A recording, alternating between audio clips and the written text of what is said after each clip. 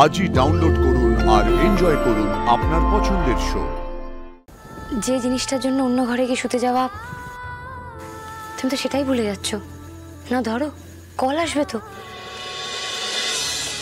বাবাই এখন ওষুধ খাবে।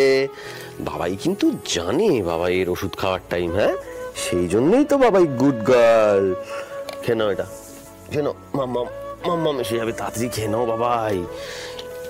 তাহলে এবার কি হবে মাম্মাম? বাবাই শো। হ্যাঁ, এই তো।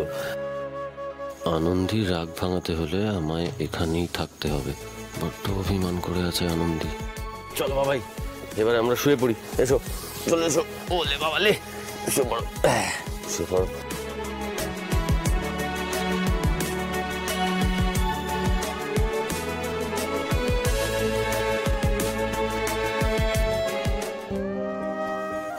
এখানে নয়, এখানে নয়।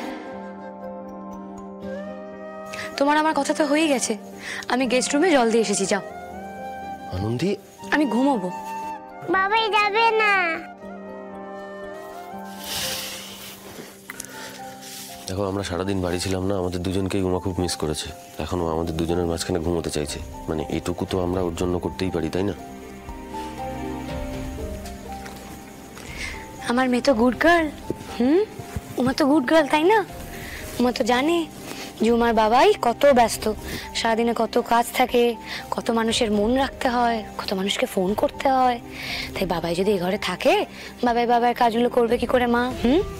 বাবাই যাক স্টাডি রুমে, মন দিয়ে পড়াশোনা করবে, তাই নিজের কাজগুলো সামনে নিতে পারবে, তাই না? Good girl Uma. এই দেখো, উমা কিন্তু গুড গার্ল। না, বাবাই আমার কাছে থাকবে। বাবাই থাকবে তো উমার কাছে।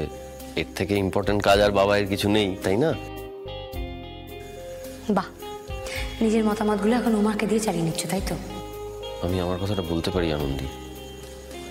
আমি আমার কথা বলার জন্য উমাকে মাঝখানে আনার কোনো প্রয়োজন নেই। এতটাও সম্পর্ক খারাপ হয়নি আমাদের।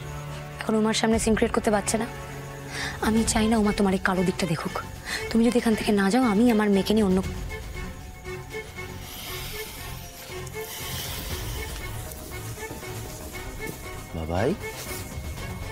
বাবাইয়ের সারা রাত পড়াশোনা আছে। বাবাই একটু পড়াশোনা করে নি। হ্যাঁ, তুমি এখানে শুয়ে থাকো, আমি এখানেই আছি, ঠিক আছে?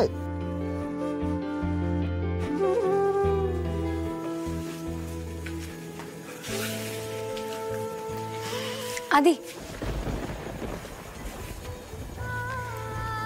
যে জিনিসটার জন্য অন্য ঘরে গিয়ে শুতে যাওয়া, তুমি তো সেটাই ভুলে যাচ্ছ। না ধরো, কল আসবে তো। ভুল করছো। গুড নাইট বাবাই। Good night.